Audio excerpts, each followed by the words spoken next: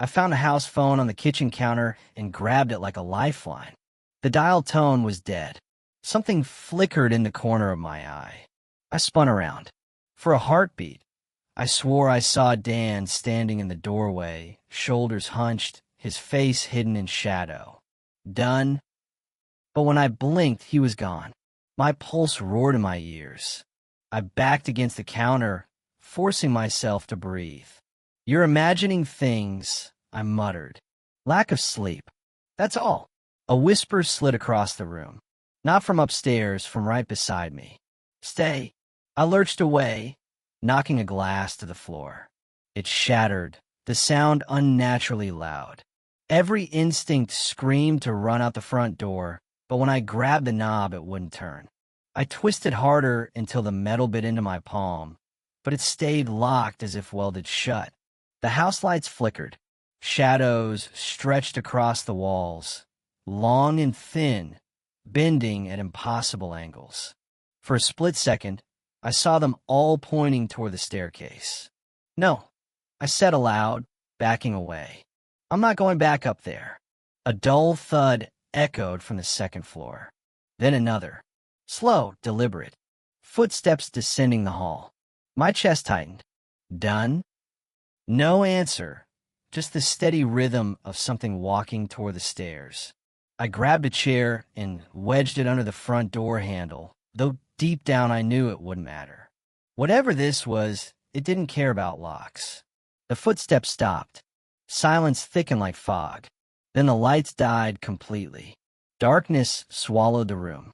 I flicked on my phone flashlight, the narrow beam shaking wildly in my trembling hand. The hallway at the foot of the stairs was empty. A soft creak sounded behind me. I spun around, light darting across the kitchen. Cabinets hung open that I was sure I'd closed. Drawers gaped like open mouths. Something brushed past my shoulder, cold like a breath. I bolted to the couch, curling against the armrest with my back to the wall, the phone light sweeping the room.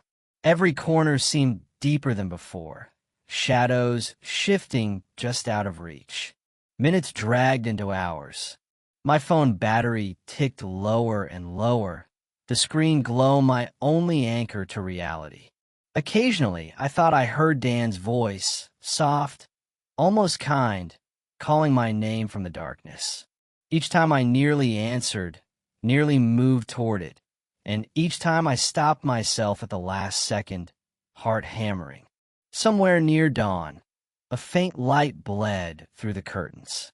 The first sign of morning. My phone buzzed weakly as it died, the screen going black. I don't remember falling asleep, but when I opened my eyes again, the house was silent. Too silent. The air was cold and heavy. The shadows still stretched as if night hadn't ended. And upstairs, the door at the end of the hall stood slightly ajar. Morning light seeped through the curtains like diluted milk, thin and gray. I rubbed the sleep from my eyes and tried to convince myself I'd dreamed it all. The door, the whispers, the footsteps. Maybe I'd fallen asleep on the couch after too much caffeine and horror movies.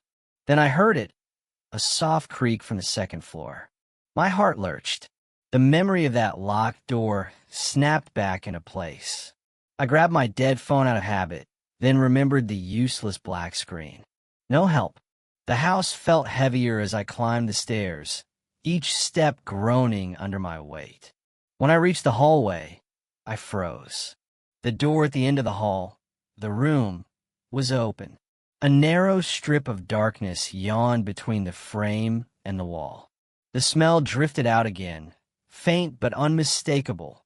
Damp stone, rust, and something sweetly rotten. "Dan." My voice cracked. A pause. Then a voice answered. "Eric." Relief hit me so hard I almost stumbled. It was his voice. Ordinary, familiar. I edged closer. "You okay, man? What happened?"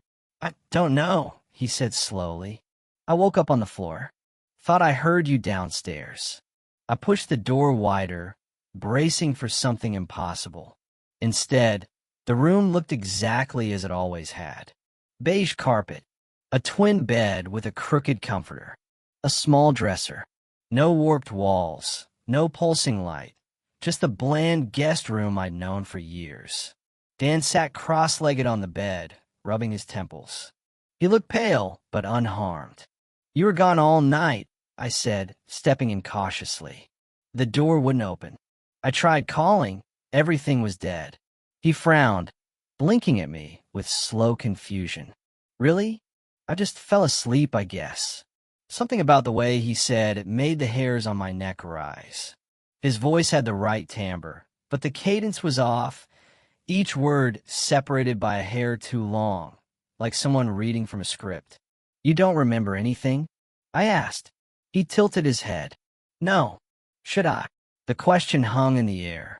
Behind him, the morning light slanted across the carpet, but the shadows it cast seemed wrong. Too dark, stretching at odd angles like they belonged to a different room. I stepped back. "Maybe we should go. Get out of the house." Dan smiled faintly. "Why? It's just a room." The way he said room made my stomach twist.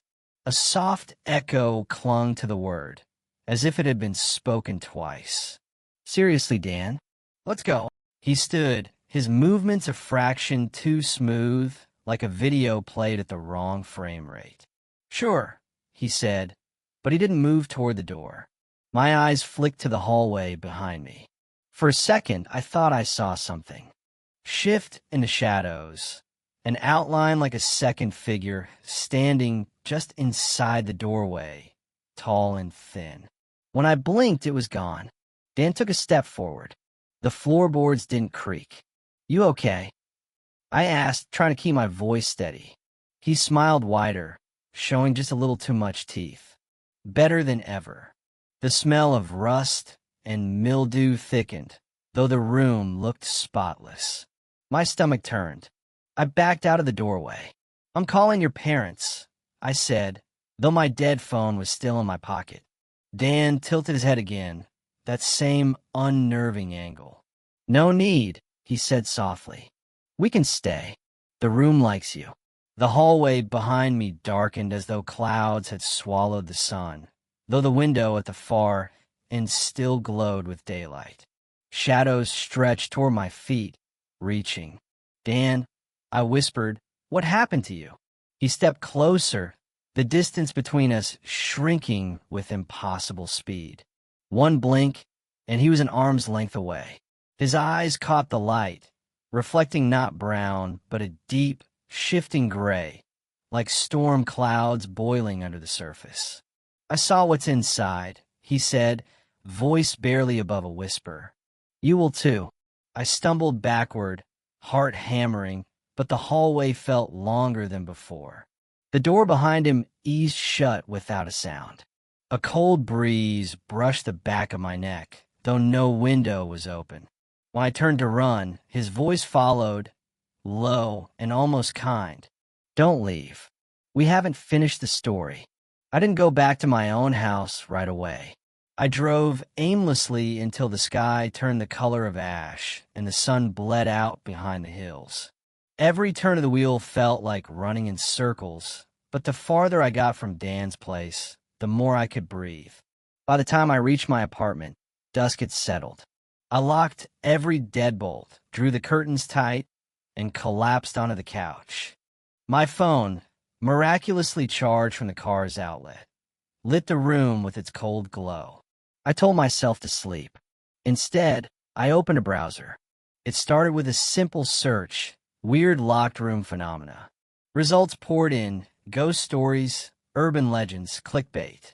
I skimmed past them, hungry for anything with teeth. After an hour of scrolling, a thread buried on an old forum caught my eye. "The Room That Eats." The post was dated 8 years ago. The user's name was just guessed, and the message was short. "If you ever find a door that locks itself and smells of rust and wet stone, leave. Don't listen. Don't look.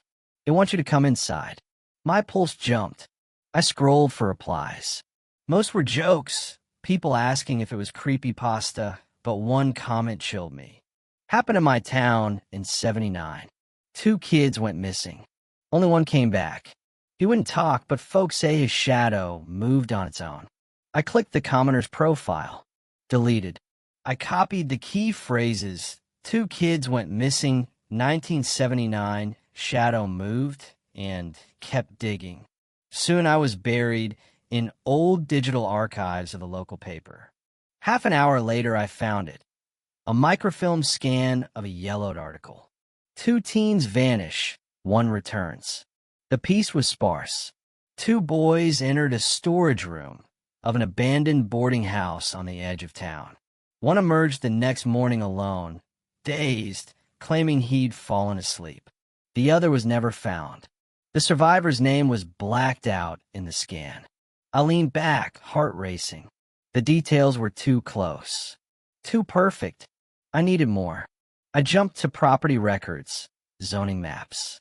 Dan's house sat on land once owned by the very boarding house in the article. The original structure had burned down a century ago. The guest room stood roughly where the old east wing had been. A fresh chill slid through me. The more I searched, the more patterns emerged. Scattered across decades and states, threads of the same story surfaced. A locked room, a strange smell, 1 person lost. A farmhouse in Nebraska. A brownstone in New Jersey. A condemned motel in Oregon. Always the same ending. Someone entered, someone didn't return. At 2 a.m. my eyes burned, but I couldn't stop. I found a defunct message board for amateur paranormal researchers. Buried within was a half-broken link to an image. Against my better judgment, I clicked. The photo was grainy, but I recognized the wallpaper instantly. The guest room. A figure stood at the center, blurry and too tall, its head bent like it was listening. Across the bottom, a line of text in jagged white font. Stay outside. Before I could save it, the image blinked out. 404 not found. A sudden knock rattled my apartment door. I froze, phone trembling in my hand. Another knock followed, slow, deliberate. I forced myself to the peephole. Empty hallway. My heart pounded as I backed away. The knocks came again, softer this time, almost polite. Then my phone buzzed. A new email notification, no sender listed. Subject line bigger inside. My stomach turned to ice. I opened it. Only 1 sentence sat inside, written in the same jagged font as the photo. We see you. I slammed the laptop shut, but the glow of the screen lingered in my vision, like the words had burned themselves into my eyes. I checked the locks again, twice, 3 times. Every window was latched, yet the smell of rust and damp stone began to seep through the room, faint but unmistakable. I stumbled back, clutching my head. No, I whispered. You're not here. You're not real. A low hum vibrated through the floorboards. Not the refrigerator. Not the pipes.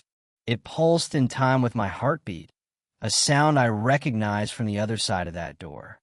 I turned toward my bedroom and stopped cold. The door was open. I was certain I'd left it shut. From the gap spilled a thin, gray light, the same hue as the dawn that had crept into Dan's hallway. And there, faint but undeniable, came a voice, my own name, drawn out in a whisper too soft for anyone else to hear. I should have run. Instead, I stepped closer. Night felt like a lid snapping shut.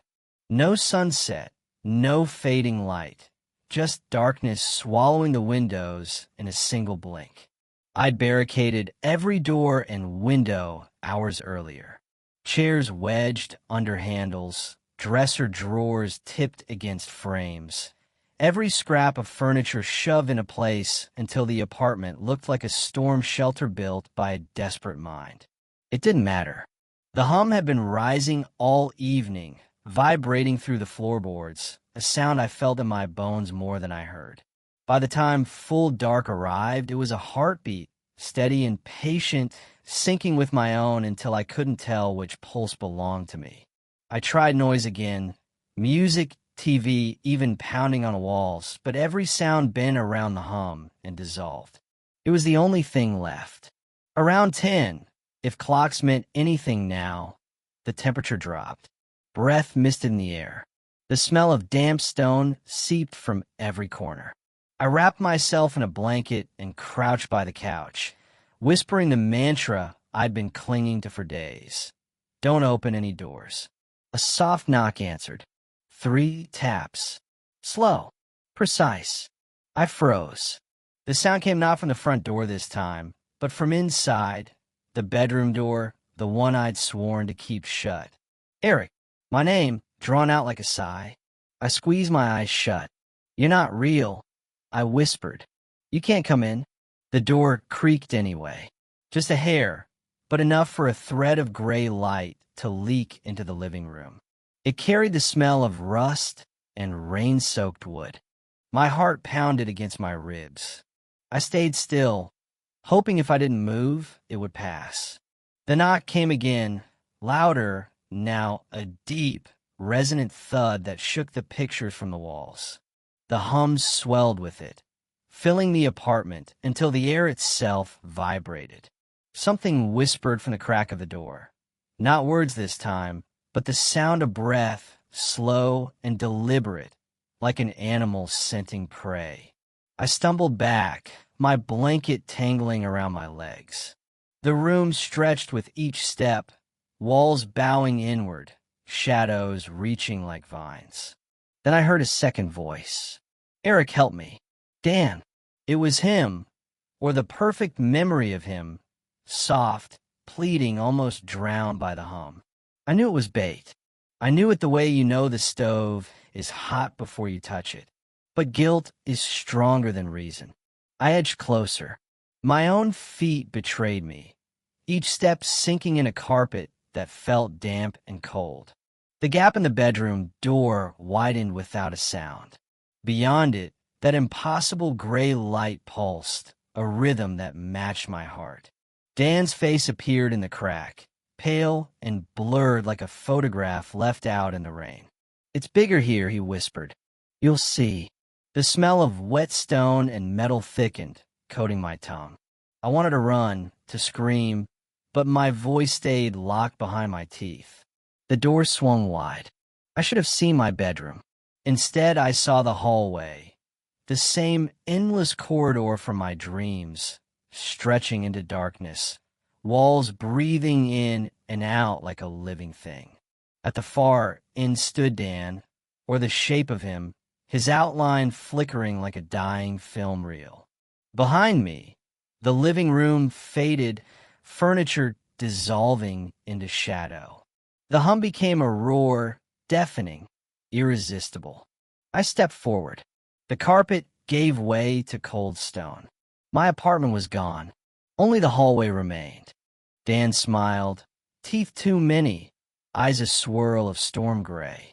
You're late, he said, and the voice was his and not his, a chorus layered with whispers. The door behind me slammed shut. I ran, not away, but forward as if distance mattered. The hallway stretched with every step. Doors lined the walls now, countless, each one identical to the guest room door.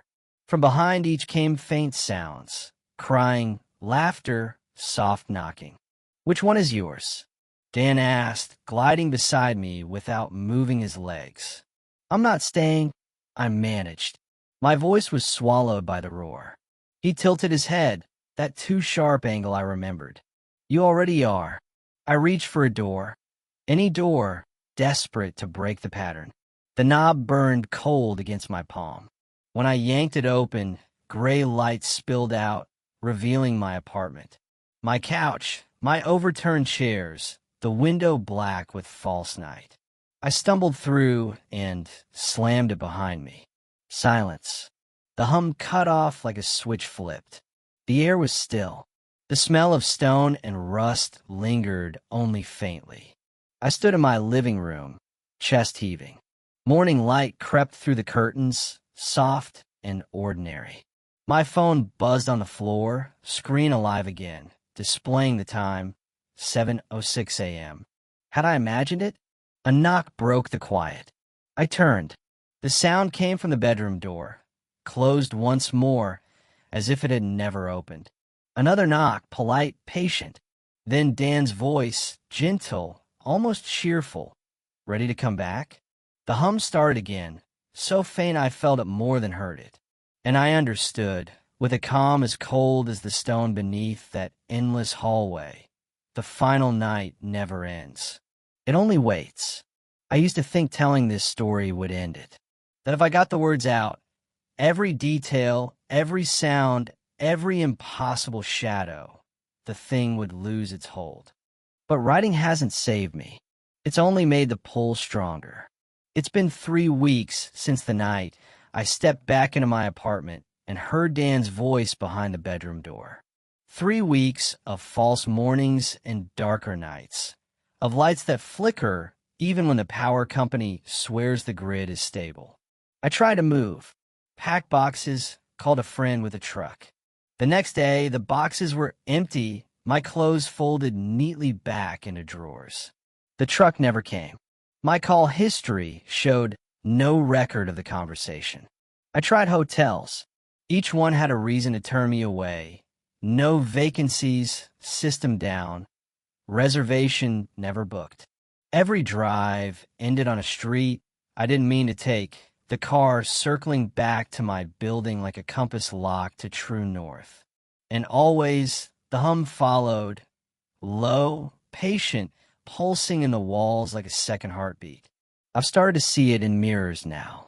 Not the room, not exactly, but the angle of a hallway that shouldn't exist reflected behind me, doorways stretching in a gray light. Sometimes Dan is there, or the thing that wears him, smiling faintly as though we share an inside joke. I cover the mirrors. They uncover themselves. At night, the knocks return. Some nights it's one gentle tap, others a steady rhythm like a drumbeat. I used to shout for it to stop. Now I just listen because I know it never will. The worst part? I think it's teaching me. When I close my eyes, I dream of corridors, endless, branching. At first I wandered lost, but now I move with purpose. I know which doors lead back to my apartment, which lead to strangers' bedrooms, which open into nothing at all. Sometimes in those dreams, I feel another presence beside me. Not Dan, someone else, someone new.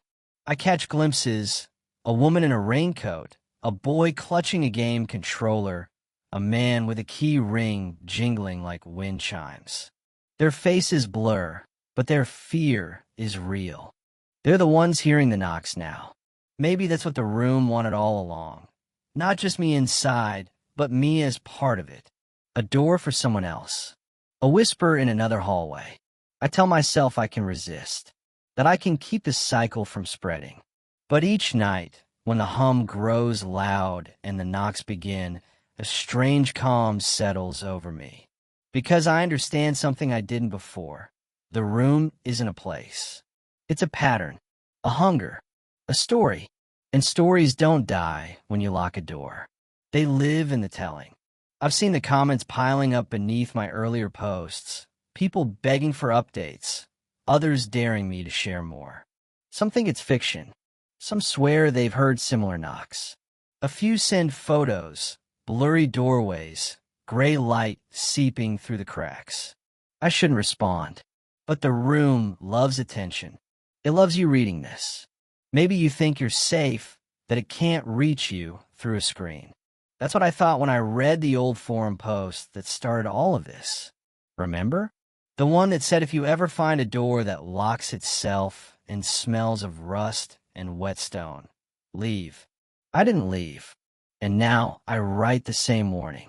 If you hear a hum that matches your heartbeat, if you smell damp stone where no rain has fallen, if a door closes by itself and knocks politely to be let back in, walk away.